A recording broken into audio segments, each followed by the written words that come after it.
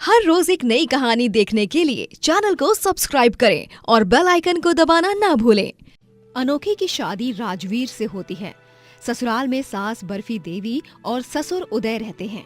अनोखी हमेशा से ही खाना बनाने में बहुत माहिर होती है और तो और वो खाने के पदार्थों को अनोखे रूप से बनाने में एक्सपर्ट होती है। ससुराल में सभी उसके खाने की खूब तारीफ करते। वाह भाई वाह, क्या खाना बनाया है तुमने अनोखी बहू। देख लो राजीव की अम्मा, क्या स्वादिष्ट खाना पकाती है तुम्हारी बहू, तुमसे भी बढ़िया। हाँ अनोखी बहू, एकदम लाजवाब खाना पकाया है। क्या खीर बनाई है, मुझे मेरी दादी माँ की याद आ गई। वो भी इसी तरह की खीर बनाती थी, वो भी चूल्हे पर। आखिर बेबी किसकी है अम्मा? थैंक यू सो मच, आप तीनों को मेरा खाना पसंद आया। ये देखकर और जानकर मुझे बहुत खुशी हो रही है। ये लो अम्मा जी, और खीर लो और पूरी भी खाओ। आपके और पापा की सेहत को ध्यान में रखते हुए तेल कम डाला है। ये लो अनोखी बहू, तुम्हारा शगुन। जुग जुग जियो और सदा सुहागन रहो।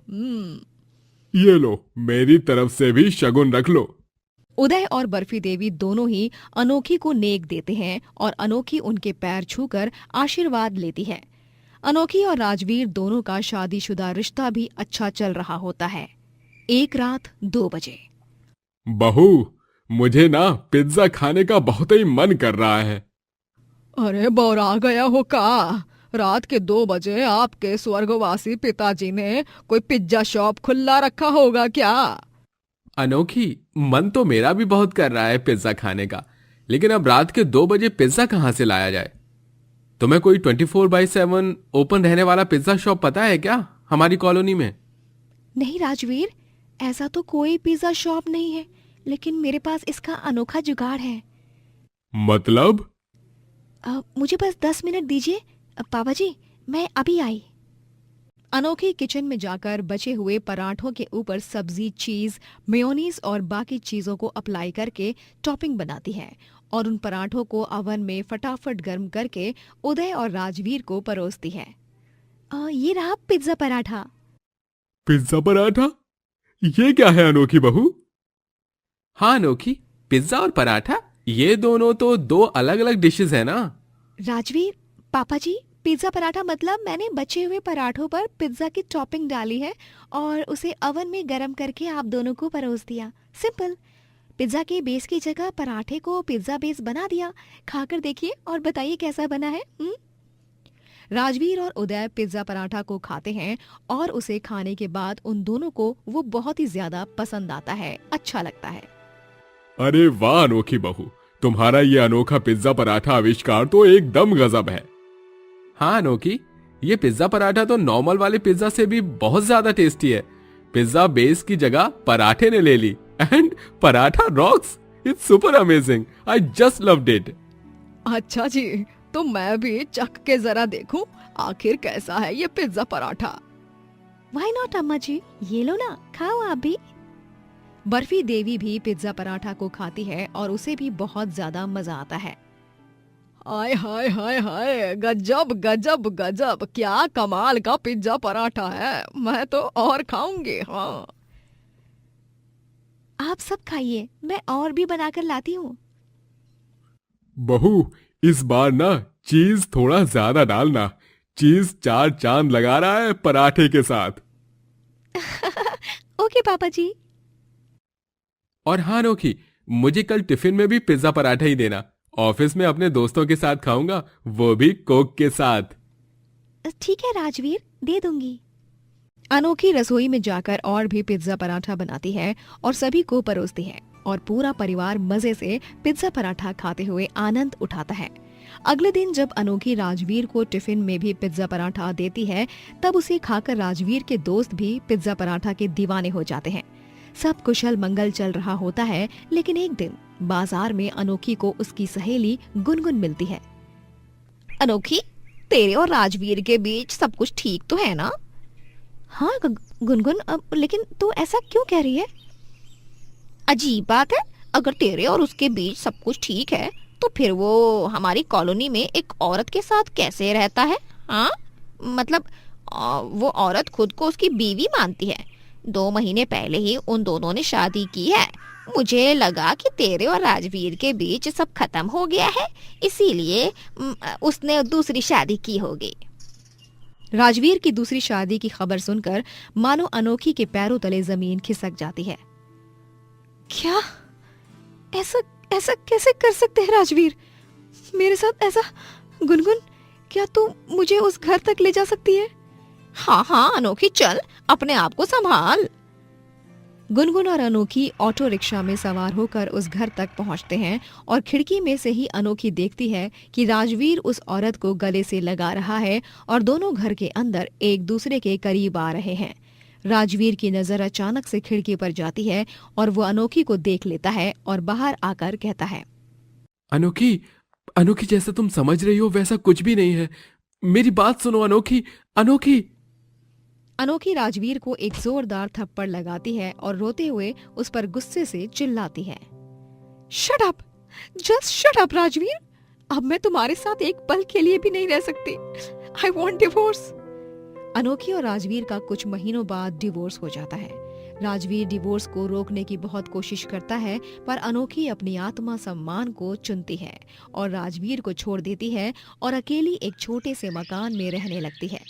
अनोखी के माँ बाप इस दुनिया को छोड़कर बहुत समय पहले ही चले गए थे। राजवीर ने मुझे जो दर्द दिया है, मैं उसे कभी भूल नहीं पाऊंगी, लेकिन अब मैं अपने जीवन की नई शुरुआत करूंगी, एक नए सिरे से, और मुझे हिम्मत नहीं हारनी होगी। तलाकशुदा हूँ तो क्या हुआ, अब मैं अपने पैरों पर खड़ी होकर रहूंगी। अनोखी अपना एक फूड स्टॉल खोलने का तय करती है और वहां पर वो उसकी सबसे अनोखी डिश यानी कि पिज्जा पराठा बनाकर बेचने लगती है। ग्राहक अनोखे पिज्जा पराठा को देख बहुत आकर्षित हो जाते हैं और अनोखी की भी काफी तारीफ करते हैं। अरे वाह, बहुत औसम है ये पिज्जा पराठा। अब तो मुझे जब भी पिज्जा खाने का मन करेगा तब मैं किसी पिज्जा शॉप में नहीं बल्कि आप ही के स्टॉल पर आऊंगा। अरे बहुत कमाल का है ये पिज्जा पराठा। मेरी तरफ से तो 10 on 10 मार्क्स हैं इसके लिए। मुझे अपने घर पर ले जाने के लिए भी 5 पिज्जा पराठा पार्सल कर दो। पिज्जा पराठा को खाकर मेरे परिवार के सदस्य भी बहुत खुश हो जाएंगे। ठीक है जी, मैं अभी आपका पार्सल पैक करती हूँ। धीरे धीरे अनोखी का पिज्जा पराठा पूरे शहर में मशहूर हो जाता है और सभी लोग दूर दराज से भी पिज्जा पराठा खाने के लिए आते हैं। वहीं दूसरी तरफ राजवीर की दूसरी बीवी उसका पैसा लूटकर भाग जाती है और वो अब अनोखी के स्टॉल पर उससे माफी मांगने आता है। अनोखी, मैं जानता हूं कि मैंने तुम्हारे साथ जो कुछ भी किया वो बहुत गलत किया और उसके लिए मैं माफी मांगने का हकदार भी नहीं हूं, लेकिन फिर भी मुझे एक आखिरी मौका दे दो। प्लीज मुझे माफ कर दो अनोखी। हमारा रिश्ता सिर्फ कागज पर खत्म हुआ है। हम दोनों फिर से अपने रिश्ते की और अपनी जिंदगियों की नई शुरुआत कर सकते हैं ना?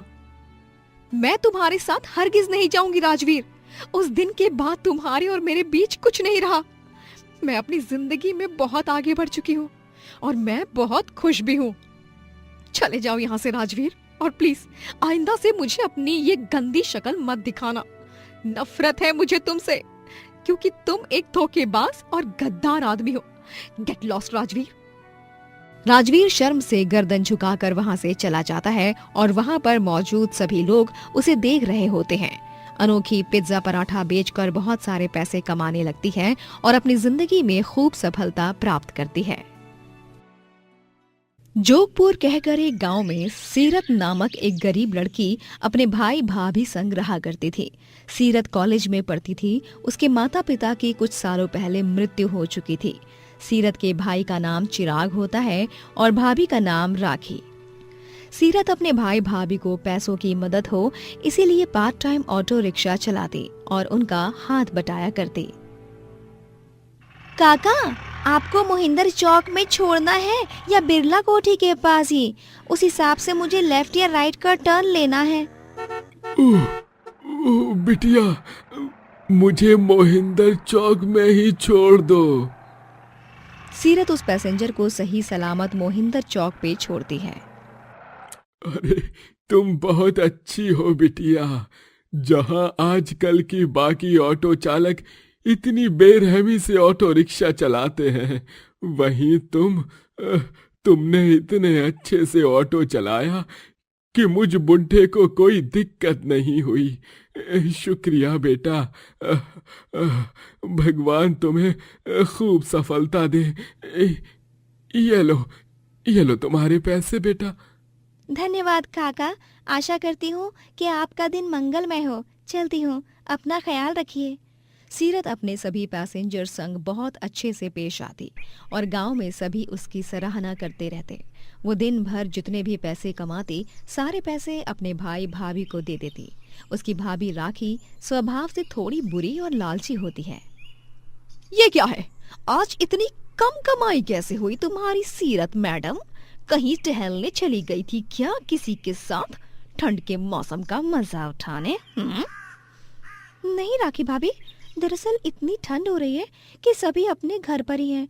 मुश्किल से ही ग्राहक मिल रहे थे आज। संभावना है कि आने वाले कुछ घंटों बाद सरकार अलर्ट भी दे दे। बर्फबारी भी हो रही है ना? सही है, मतलब बहाना बनाने का आर्ट भी कोई तुमसे सीखे। सच में लास्ट वार्निंग दे रहा हूं, कल से अगर 12 घंटे की शिफ्ट में 1000 रुपए के नीचे कमाए तो मुझसे बुरा कोई नहीं होगा। समझ गई ना तुम? तब तो हम इसे घर में ही नहीं लेंगे। हाँ ठीक है चिराग भैया। सीरत उदास हो जाती है और कंबल ओढ़कर खूब रोती है। अब से उस बेचारी को ओवर टाइम ऑटो चलाकर पैसे कमाने पड़ते हैं। कड़ाके की ठंड में भी सीरत काम करती है। फिर घर आने के बाद भी राखी उससे घर का सारा काम करवाती है। जल्दी से खाना बना दो, आज ना गर्मा गर्म पनीर पकौड़े, छोले भटूरे और पुलाव बनाओ। और हाँ, गाजर का हलवा भी। गाजर के हलवे के बिना तो सर्दी फीकी है। और ये सब होने के बाद जरा झाड़ू पोछा भी लगा देना, ठीक है? ठीक है राखी भाभी। बेचारी सीरत घर का सारा काम करती है। फिर एक दिन अचानक से राखी सीरत के लिए एक अमीर बिजनेसमैन का रिश्ता लाती है। सीरत, ये देख, ये लड़का, इसका नाम निहार है और ये एक अमीर बिजनेसमैन है। अच्छा परिवार है। अगर तुम्हें इसके साथ शादी के लिए हाँ करनी है तो बता दो, फिर हमारी तो लॉटरी ही लग जाएगी, क्योंकि ये हमें ढेर सारे पैसे भी देगा। हाँ लेकिन राखी भाभी।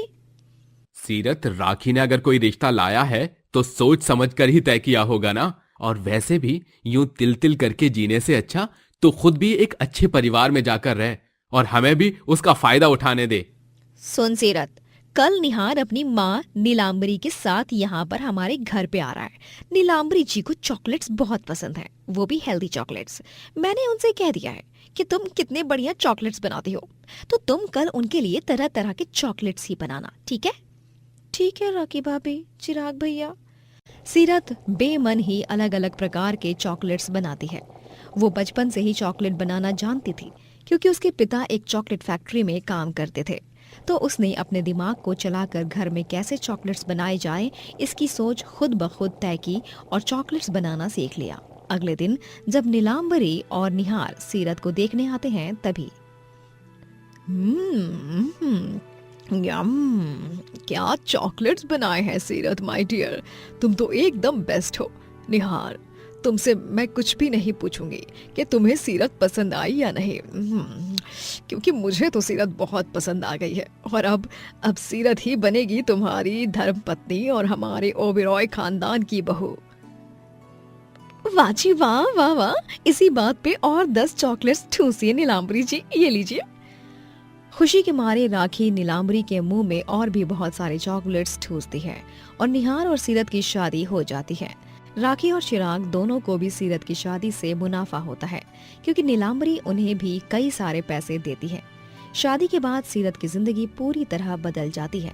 वो अब अमीरों जैसा जीवन जीने लगती है। उसे किसी भी चीज की कमी नहीं रहती, लेकिन इन सब की खुशियों के साथ ही उसे एक बहुत बड़ा धोखा मिलता है। जब वो निहार के ऑफिस में उसे टिफिन देने जाती है, तभी वो वहां पर उसे एक लड़की के साथ रोमांस करते हुए देख लेती है। इसका मतलब निहार जी, आपका और इस लड़की का शादी के पहले से ही अफेयर था? देखो सीरत, मैं तुम्हें सब कुछ समझाता हूँ। मैंने तुमसे शादी सिर्फ और सिर्फ मेरी मॉम की खुशी के लिए की, क्योंकि उन्हें तुम्हारी तरह एक नॉर्मल सभ्य संस्कारी लड़की पसंद है और मेरी गर्लफ्रेंड मॉडर्न जमाने की है, और हम दोनों के प्यार को मॉम और मेरी फैमिली वाले कभी एक्सेप्ट नहीं करेंगे। तो फिर आपने मुझे क्यों धोखा दिया? शादी से पहले ही बता देते ना मुझे सब कुछ, या फिर सारे आम इनकार कर देते शादी करने से। बस बहुत हुआ अब। मैं उन बाकी लड़कियों में से नहीं हूँ जो बेचारी अबला नारी बनेंगी और सब कुछ सहन कर लेंगी और चुप रह जाएंगी। I want divorce. मुझे तलाक चाहिए निहार ओबेरॉय। मैं अभी के अभी नीलांबरी जी को सारा सच बताने जा रही हूँ। सीरत, सीरत, सीरत रुको। सीरत, सीरत मेरी बात सुनो। मेरी बात तो सुनो। सीरत घर जाकर नीलांबरी को सारा सच बताती है और घर छोड़कर चली जाती है और अपने भाई भाभी के पास चली आती है। लेकिन तभी उसके भाई भाभी चिराग और राखी उसे घर में लेने से मना कर देते हैं। अरे बेवकूफ औरत, तुम्हारा दिमाग ठिकाने पर है क्या? तुम्हें पता भी है तुम इतनी सारी शान शौकत को छोड़कर यहाँ पर फिर से मुंह उठाकर आ गई? सीरत, क्या हुआ अगर निहार का किसी और के साथ अफेयर है? उसने तुम्हें तो किसी चीज की कमी नहीं खलने दी ना। तुमने तो अपनी सास नीलांबरी की खुशी के बारे में तक नहीं सोचा। मैंने जो कुछ भी किया है एकदम सही किया है। जिस रिश्ते में मेरा सम्मान नहीं, मैं उससे जबरदस्ती के बनावटी रिश्ते में नहीं रह सकती। वो एक पिंजरा है। आपकी नजरों में वो सोने का पिंजरा होगा, लेकिन मेरे लिए नहीं। राखी और चिराग सीरत को घर पर नहीं लेते क्योंकि अब उन्हें भी निहार से कोई फायदा नहीं मिलने वाला था। जब सीरत अपनी ऑटो चलाने के लिए तय करती है तो पता चलता है कि राखी ने उसकी ऑटो को भी बेच दिया है। अब सीरत बेचारी पूरी तरह बेसहारा हो चुकी थी। उसका कोई भी नहीं था और वो सड़क पर दर दर भटक रही थी। मेरी ऑटो भी राखी भाभी ने बेच दी। मुझे हर तरफ से सिर्फ और सिर्फ धोखा ही मिला और कुछ नहीं। अब मैं क्या करूं? कैसे अपने पैरों पर खड़ी रहूं फिर से?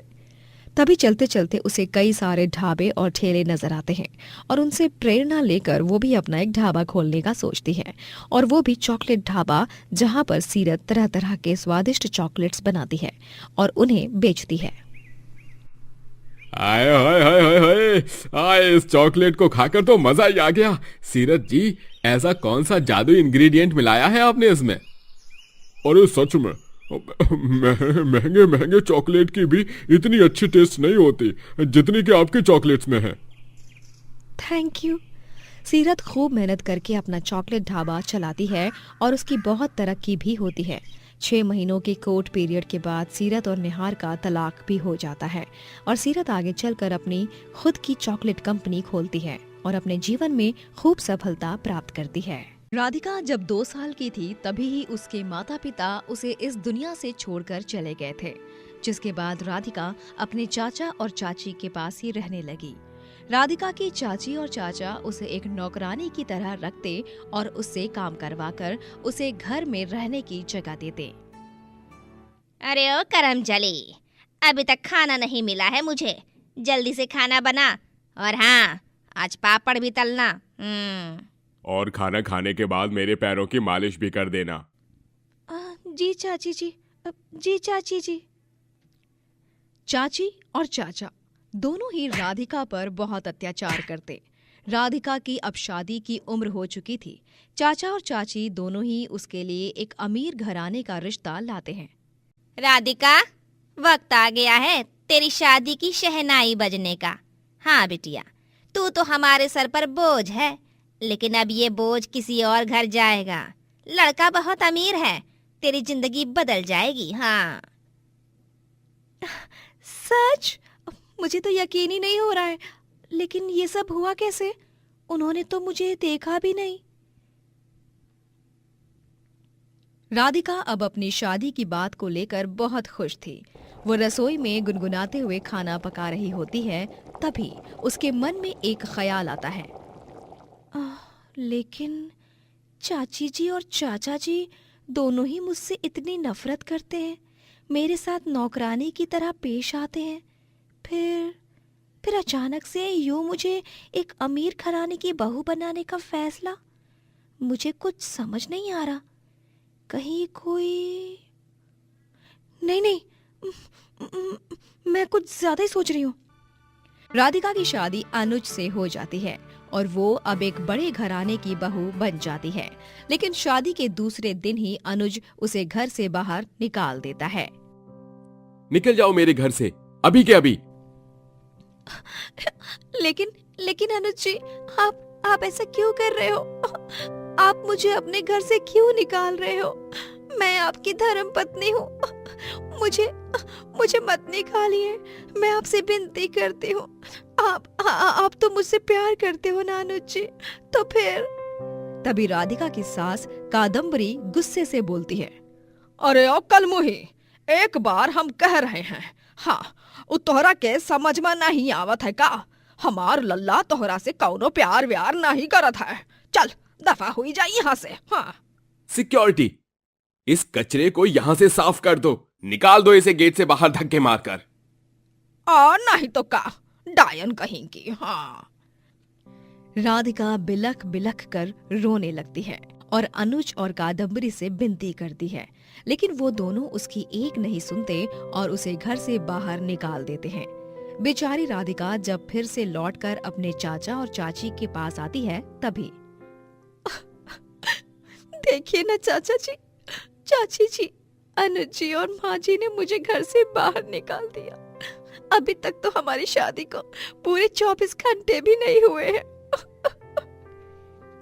तो तू अब क्या यहाँ पर हमारी छाती पर मूंग दलने आई है क्या? हाँ, तुझे सच सुनना है ना तो सुन ले। सच ये है कि तेरी ये शादी एक सौदा था। हाँ, अनुज की कुंडली में एक बहुत बड़ा मार्केश दोष था, जिसे तेरी कुंडली मिलान करके तेरी राशि मिल रही थी, और इसीलिए मैंने और तेरे चाचा जी ने उनसे लाखों रुपए लिए और तेरी उससे शादी कराई। हाँ। और अब अनुज का मारकोश दोष जो था वो तुझ पर आ गया है। अनुज उस मारकोश दोष के कारण मरने वाला था, लेकिन उसे सिर्फ उसकी राशि और कुंडली के गुणों से मिलने वाली लड़की ही बचा सकती थी, और वो तुम हो। अब अनुज की मृत्यु तेरे सर पर चढ़ गई है। अनुज का मार्केश दोष उसकी धर्मपत्नी राधिका का हो गया है। हाँ, इसका मतलब कि तू अब किसी भी पल मर सकती है। हमें क्या, हम तो लखपति बन ही गए हैं। अपने साथ हुआ इतना बड़ा धोखा देख राधिका के पैरों तले जमीन खिसक जाती है। राधिका हैरान और स्तब्ध रह जाती है। क्यों क्यों क्यों किया आपने ऐसा चाची जी? लालच में आकर आपने मेरी जान का सौदा कर दिया, मेरे जज्बातों के साथ खिलवाड़ किया। ये आप दोनों ने अच्छा नहीं किया, बहुत गलत किया आप दोनों ने। और आप दोनों की इस घिनौनी हरकत के लिए भगवान जी आप दोनों को कभी माफ नहीं करेंगे। अरे चल चल, दफा हो यहाँ से अपनी इस मनहूस सी शक्ल को लेकर। हम दोनों ने मिलकर तुझे बचपन से पाला पोसा है। हाँ। तो कोई एहसान नहीं किया मुझ पर? जितना आप दोनों ने मुझे खिलाया पिलाया भी नहीं होगा, उतना तो मैंने आप दोनों का काम किया है। मेरा भगवान मुझे मार्केश दोष तो क्या, किसी भी दोष से बचा लेगा, लेकिन अब आप अपनी मृत्यु से डरिए। क्यों? क्योंकि पापों का घड़ा भरने में ज्यादा देर नहीं लगती। जो बोया है उसे काटना तो पड़ेगा ही। इतना कहकर राधिका वहां से चली जाती है। पहली रात तो वो कपकपाती हुई ठंड में सड़क पर ही बिताती है। फिर दूसरी रात उसे मंदिर में आसरा मिलता है। बेटी, अगर तुम मंदिर के लिए भोजन बनाओगी तो हम तुम्हें यहाँ रख सकते हैं। जी हाँ गुरुजी, मैं बहुत अच्छा खाना बनाती हूँ, मैं रह लूंगी यहाँ पे। राधिका मंदिर में खाना बनाती और उसी के प्रसाद के तौर पर सभी को बांटा जाता।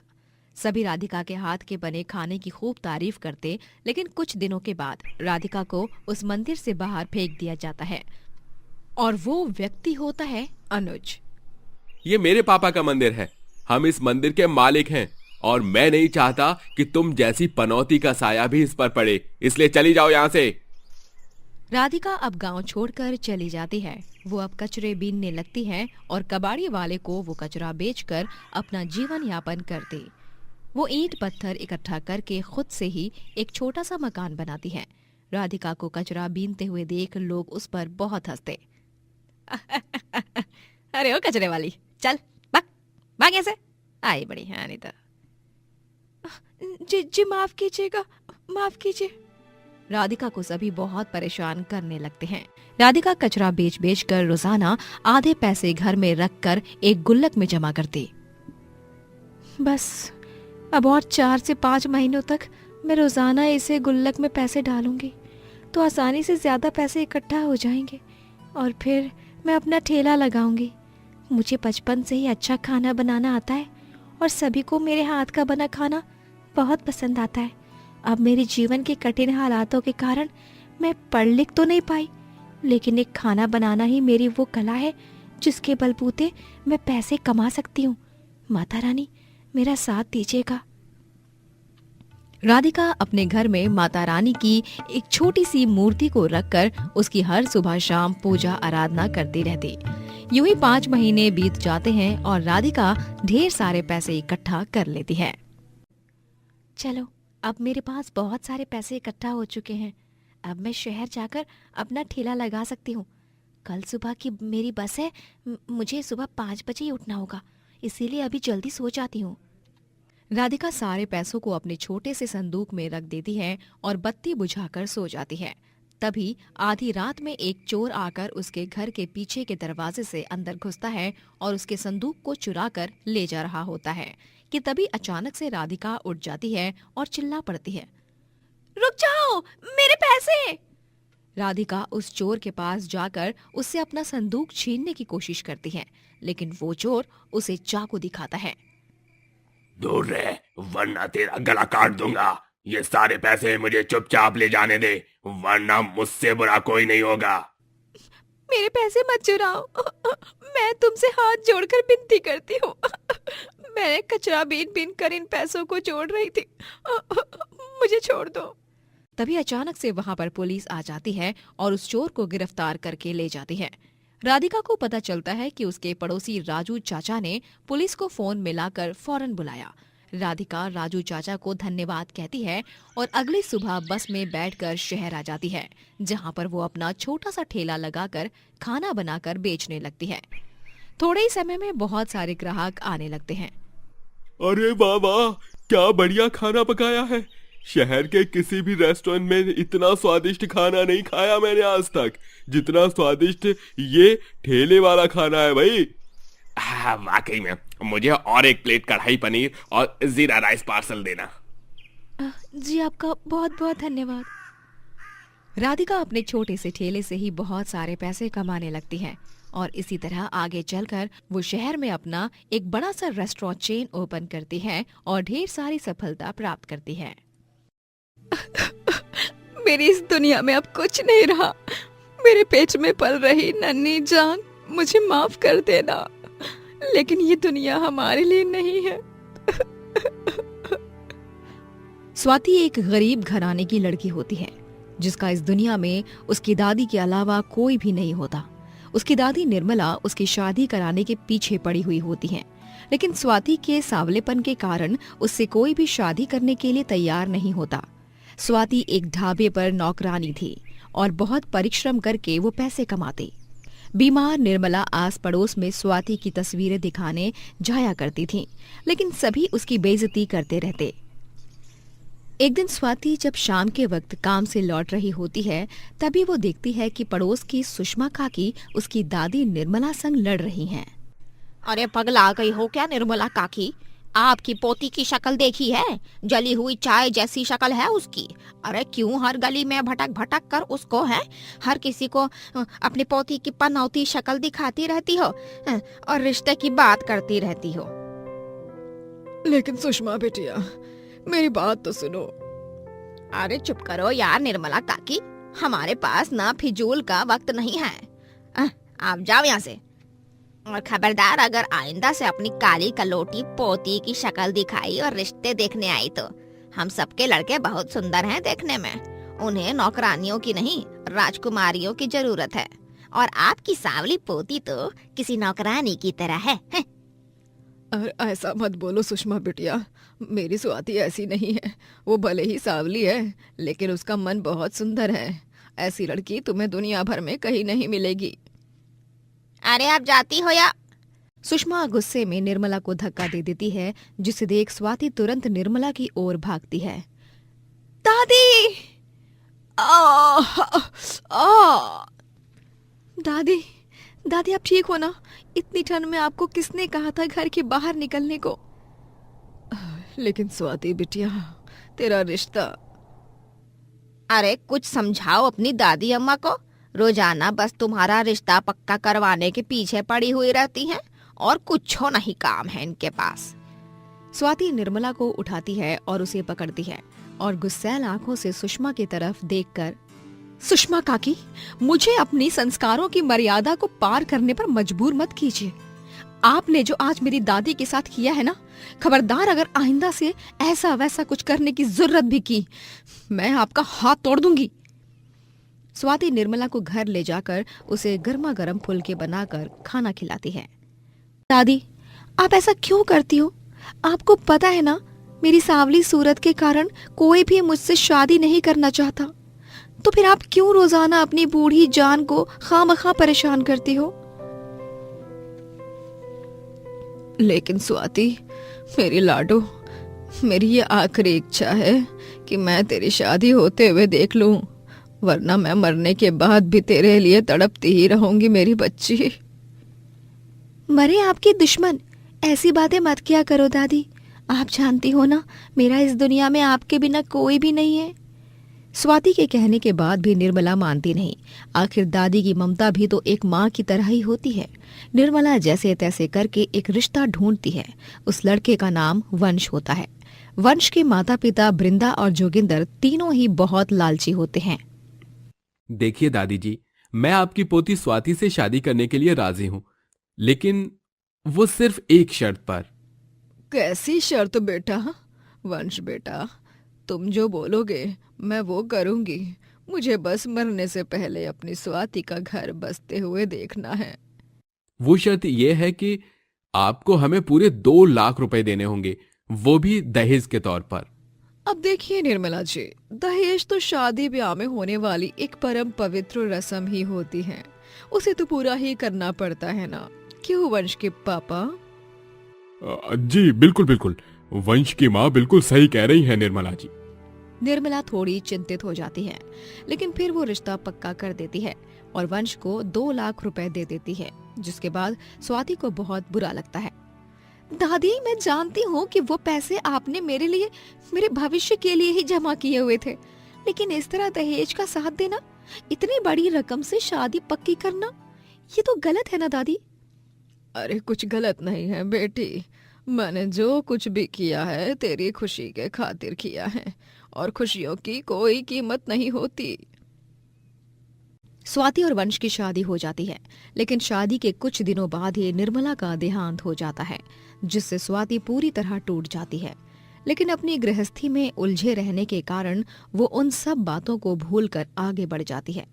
कुछ दिनों बाद स्वाति गर्भवती हो जाती है और वो ये खुशखबरी घर में सभी को बताने जा ही रही होती है कि तभी देखती है कि उसकी सास बृंदा किसी शादी के लिफाफे पर कुमकुम टीका लगा रही है। माँ जी, ये आप किसकी शादी का निमंत्रण पत्र उसके ऊपर टीका लगा रही हो? मोनिका संग वंश? मोनिका संग वंश? ये पढ़कर स्वाति हैरान रह जाती है। मोनिका? ये मोनिका कौन है माँ जी? ये सब क्या है? तूने बिल्कुल सही समझा है, जली हुई चाय की शक्ल वाली। ये मेरी और मेरी जान मोनिका की शादी का निमंत्रण पत्र है। इस घर में शादी की शहनाई बजने वाली है, और वो भी मेरे बेटे की। अरे तुझ जैसी सांवली लड़की से कौन शादी करेगा रे? इसलिए मैंने तुझे मोहल्ले वालों से दूरी रखा, ताकि किसी को पता न चले कि तू मेरी बीवी है। और तो और मैंने तुझसे शादी सिर्फ दहेज लेने के लिए की थी, और बेअकल बुढ़ी दादी ने मुझे सारे पैसे दे दिए और खुद अपनी पोती का जीवन नर्क बनाकर खुद स्वर्गवासी हो गई। ये तुमने बहुत गलत किया है वंश, बहुत गलत। तुम्हें पता है मैं तुम्हारे बच्चे की माँ बनने वाली हूँ, मैं गर्भवती हूँ। अरे चल चल, वो सब मेरी एक रात की गलती का नतीजा है। तू अब अपने कोख में पल रहे बच्चे को लेकर चलती बन यहाँ से। वंश और उसके घर वाले स्वाति को घर से धक्के मारकर बाहर निकाल देते हैं, जिसके बाद स्वाति बेसहारा हो जाती है और रास्ते पर दर दर भटकने लगती है और कचरा बीनना शुरू करती है, जिनसे वो थोड़ा बहुत पैसा कमा लेती है। ये क्या से क्या हो गई मेरी जिंदगी, अब मैं क्या करूं? कहाँ जाऊं अपनी कोख में पल रहे बच्चे को लेकर। मेरा तो इस दुनिया में कोई भी नहीं रहा। अब तो मेरा मरना ही सभी मुश्किलों का हल है। मुश्किलों से थक हार कर स्वाति ट्रेन की पटरी पर जाकर जान देने की कोशिश करती है, लेकिन तभी वहां पर एक अमीर आदमी आकर स्वाति को बचा लेता है और उसे अपने घर ले जाता है। उस आदमी का नाम माहिर होता है और वो अपनी माँ कल्याणी संग रहता है। स्वाति जी, ये आप क्या करने जा रही थी? आप गर्भवती हो। आप अपने साथ साथ अपने पेट में पल रहे बच्चे को भी मारने जा रही थी। तुम्हारी कहानी सुनने के बाद एक पल के लिए तुम्हारी इस जान देने की बात पर मैं समझ सकती हूँ बेटा, लेकिन जिंदगी में मुश्किलों से हार जाना और अपने आप को खत्म करना ये बहुत गलत बात है। हमें हमेशा हिम्मत बनाए रखनी चाहिए और हर मुश्किल को मात देकर जीत हासिल करनी चाहिए। जी कल्याणी आंटी, मुझे माफ कर दीजिए। माहिर जी, मेरी जान बचाने के लिए शुक्रिया। स्वाति जी, अब आप कुछ दिनों के लिए मेरे घर पर ही रुकिए। यहाँ नौकर चाकर हैं जो 24 घंटे आप पर नजर रखेंगे और मैं भी हर एक मिनट आपकी देखरेख करूंगा। स्वाति और माहिर दोनों के बीच प्यार कब पनपने लगता है ये उन दोनों को ही नहीं पता चलता और फिर कुछ दिनों बाद वो दोनों एक दूसरे से शादी कर लेते हैं और स्वाति एक प्यारी सी बेटी को जन्म देती है और माहिर ही उसका बाप कहलाता है। अले अले अले मेरी राजकुमारी, पापा की प्रिंसेस। बिल्कुल आप पर गई है स्वाति जी। अपनी माँ की तरह ही है, दुनिया की सबसे खूबसूरत माँ की खूबसूरत बेटी। स्वाति, पूरी दुनिया तुम्हें भले ही रंग से परखे, लेकिन मेरे लिए तुम इस पूरी कायनात की सबसे सुंदर औरत हो, क्योंकि तुम्हारा दिल, तुम्हारा मन, तुम्हारी अंतरात्मा सब सुंदर है। माहिर जी। और इस तरह एक गरीब गर्भवती कचरे वाली की जिंदगी फिर से खुशियों से भर जाती है और माहिर भले ही स्वाति की बेटी का सगा पिता ना हो, लेकिन वो उसे अपनी बच्ची की तरह ही प्यार देता है और पूरा परिवार खुशी से संग संग रहता है। दोस्तों, अगर आपको ये कहानी पसंद आई तो लाइक करें, शेयर करें और कमेंट करके बताएं कि कहानी में आपको सबसे अच्छा क्या लगा।